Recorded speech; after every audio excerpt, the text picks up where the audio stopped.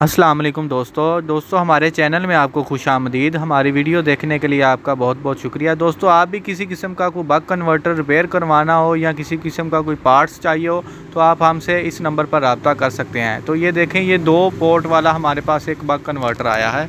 इससे पहले हमारी जितनी भी वीडियो थी वो सिंगल वेरिएबल वाले पे मुश्तमिल थी, यानी कि एक वेरिएबल जो वोल्टेज को एडजस्ट करने के लिए लगी होती थी, मगर इस बक कन्वर्टर पे 2 वेरिएबल लगी हैं, एम्पेयर कंट्रोल और वोल्टेज कंट्रोल वाली। तो ये 608 25 एम्पेयर का ही मॉडल है। तो आप देख सकते हैं हमें ये पार्सल भेजा गया है। आप भी पार्सल की शक्ल में भी हमें दे सकते हैं या हमारी शॉप पे आप लाइव भी आ सकते हैं। तो ये अब इसको मसला ये है कि इसकी कस्टमर ने आउटपुट वाली साइड से इनपुट दी थी तो ये डैमेज हो गया। अभी ये देखिए, इनपुट पे हम इसके वोल्टेज को अप्लाई करें तो ये हल्का सा स्पार्क होता है कैपेसिटर चार्जिंग के लिए, तो मगर ये शॉर्ट भी नहीं है, तो पंखा भी नहीं चल रहा और आउटपुट यानी कि डेड हालत में आ गया है। तो अभी हम इस वीडियो में इसको मुकम्मल ठीक करेंगे और बाकायदा इसको चेकअप भी करेंगे कि कहाँ से इसको मसला है और इसका क्या मसला कैसे कैसे ठीक होगा। सबसे पहले हम अपने वोल्ट मीटर यानी कि मल्टीमीटर लेंगे, उसको हम जो है वोल्टेज पे सेट करेंगे। तो ये देखें, जिस वक्त हमने इसको चेक किया हमारे पास 12.5 DC वोल्ट थे, जिस पे ये अभी स्टार्ट नहीं हुआ। तो अभी हम इस बक कन्वर्टर को चेक करने का आपको तरीका बताएंगे कि कैसे आप इस बक कन्वर्टर को ठीक कर सकते हैं। आपने सबसे पहले अपने मल्टीमीटर को डायोड मोड में सिलेक्ट कर लेना है। डायोड मोड में सिलेक्ट करने के बाद आपने अपने जो इनपुट वाली साइड पे उधर आपने दोनों प्रोब को लगाना है। तो देखें, कोई भी शॉर्ट नहीं है, यानी कि वैल्यू चलती है और फिर ओपन हो जाती है, यानी कि शॉर्ट नहीं है। इनपुट वाली साइड पे, आउटपुट वाली साइड पे देखें तो ये देखें, ये साइड भी शॉर्ट नहीं है, यानी कि कुछ ना कुछ वैल्यू आती है या ओपन है। तो इसका मतलब है कि ये साइड शॉर्ट नहीं है, यानी कि इनपुट और आउटपुट दोनों साइडें हमारी शॉर्ट नहीं हैं।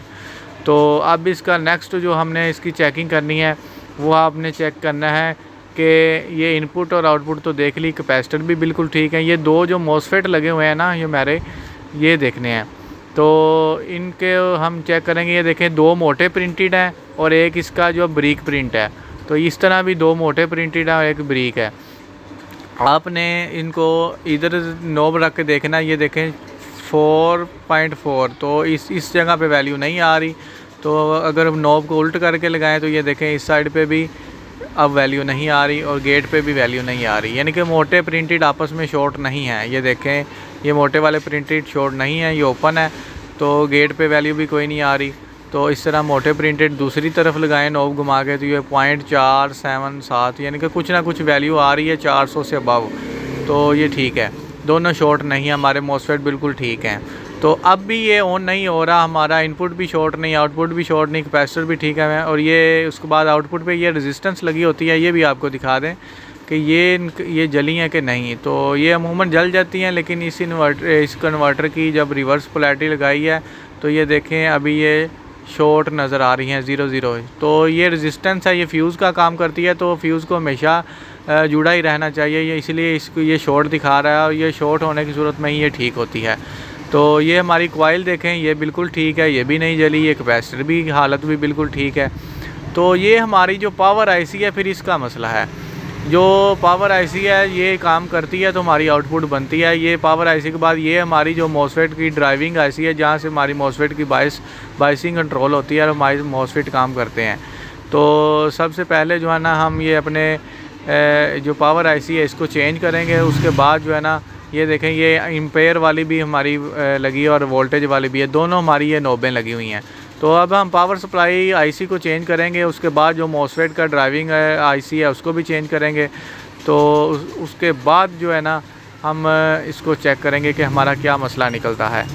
तो कभी कभार ऐसे होता है कि हम पावर आईसी को चेंज कर देते हैं, ड्राइविंग आईसी को नहीं चेंज करते, तो वो फिर हीट अप होना शुरू हो जाता है, जिसकी वजह से हमारा जो बक कन्वर्टर है उसके मॉसफेट अगर नहीं भी जले तो फर्दर वो स्टार्ट करते ही वो जल जाएंगे। तो आपने ऐसा रिस्क नहीं लेना। अगर आपका हल्का सा आईसी भी हीट अप होता हो तो आपने पावर आईसी के साथ जो मॉसफेट वाली साइड पे आईसी लगा है छोटा 8 पिन वाला, आपने उसको भी बदल देना है। ये जो बड़ी आईसी लगी हुई है ये इतनी जल्दी ख़राब नहीं होती। तो अभी हम इसको हीट गन को देंगे, इसके ऊपर फ्लक्स लगाएंगे। तो आपने बड़े एहतियात से काम करना है। ये कैपेसिटर जो हमारे साथ लगे हैं ये ओवर हीट ना हो, और पुल आउट करते वक्त आपने ज़बरदस्ती नहीं खींचना, बिल्कुल आहिस्तगी से आपने आईसी को रिमूव करना है। तो अभी हमने ये देखें आईसी को रिमूव कर दिया है। इसकी जगह हम इसका जो आईसी है वो चेंज करेंगे। ये हमारे पास नए आईसी पड़े हैं, तो इसकी जगह हम अपना नया आईसी जो है वो इस जगह माउंट करेंगे। और माउंट करने के भी दौरान आपने एक और बात का ख्याल करना है कि इसकी जो लेग्स की पोलैरिटी है, जब हमने इसको उतारा था आपने इसकी जो डायरेक्शन है उसी डायरेक्शन में इसको लगाना है। इसके पिन नंबर 1 पे एक छोटा सा डॉट बना होता है, आपने उस पिन का भी ख्याल करना है और इसको उसी डायरेक्शन में लगाना है। और बाज़ औक़ात अगर इस तरह की बारीकी का काम हो, जिस जगह कैपेसिटर लगे हों हम ज़्यादा हीट भी ना दे सकते हों, तो आपने एक और काम करना है, आईसी को लगाने से पहले इसको ओपन नहीं रख कर इसको सोल्डरिंग आयरन की मदद से आपने अच्छे से सोल्ड कर लेना है, ताकि हल्की सी हीट देते ही हमारा आईसी जो है पीसीबी पे फिट हो जाए। तो हम भी ऐसे ही करेंगे।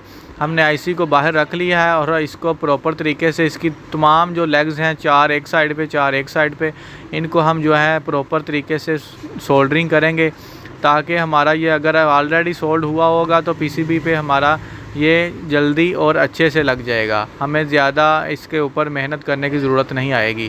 तो अभी हमने इसको सोल्ड कर लिया है, तो अब हम दोबारा इसके पॉइंट पर फ्लक्स लगाएंगे और हीट गन की मदद से प्रॉपर हीट रखेंगे, ताकि कोई और कंपोनेंट ना उड़े। आपने एयर का प्रेशर भी प्रॉपर रखना है और कैपेसिटर जो इर्द गिर्द लगे हैं उनका भी ख्याल करना है कि वो भी ओवर हीट से डैमेज ना हो। अगर कोई कैपेसिटर ओवर हीट से फट जाए तो आपके फेस का या आपकी आइज़ पे ये लग सकता है, जिससे आपको कोई भी इंजरी हो सकती है।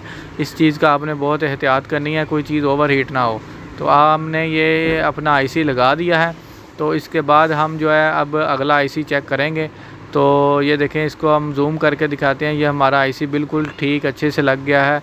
इसकी सब पिन एक दूसरे के पिन के बिल्कुल ऊपर आई हैं और कोई भी पिन या लेग्स आपस में शॉर्ट नहीं है।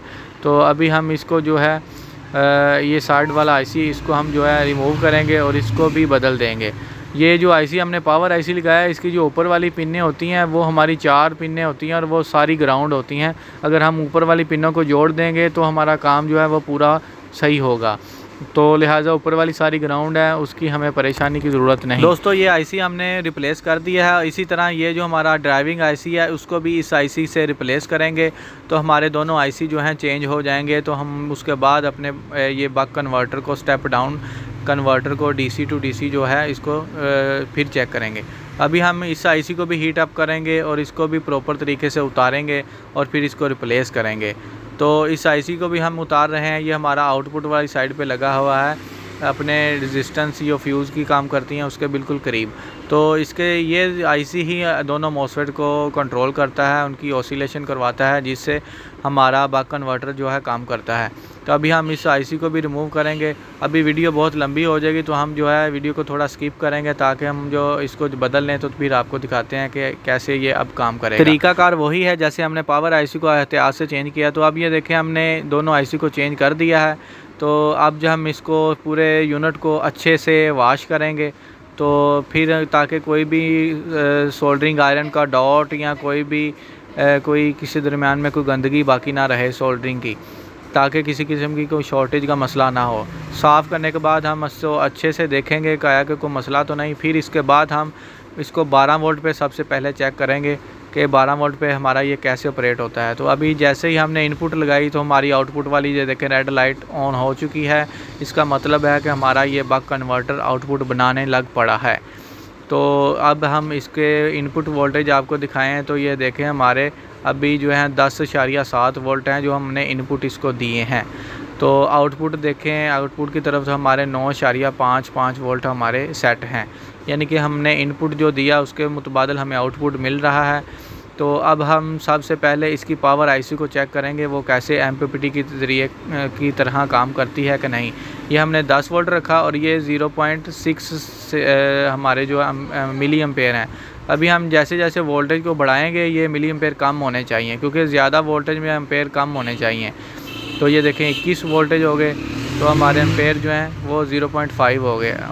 30 वोल्ट पे 0.3 हो गए, 0.03। यानी कि जिस तरह हमारे वोल्टेज बढ़ेंगे ये इनपुट से करंट कम लेगा, ये एज ए एमपीपीटी काम करेगा।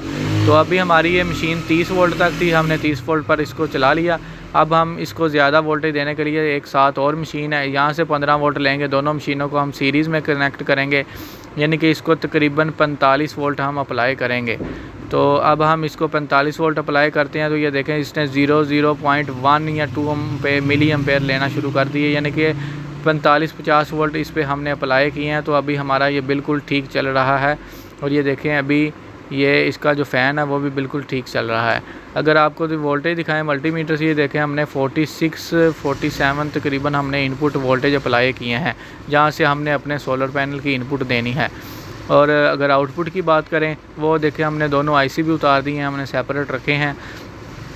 तो अगर हम इसको आउटपुट की बात करें, तो ये नॉब्स हम जो आउटपुट पे लगाते हैं, तो ये देखें अभी 9.55 है। अब हम दोनों नॉब को घुमा के चेक करते हैं ये आया कि ये काम करती हैं कि नहीं। तो ये देखें हमने एंटी क्लॉकवाइज घुमाया तो कम हुआ, जब क्लॉकवाइज घुमाया तो ये ज़्यादा होना शुरू हो गया।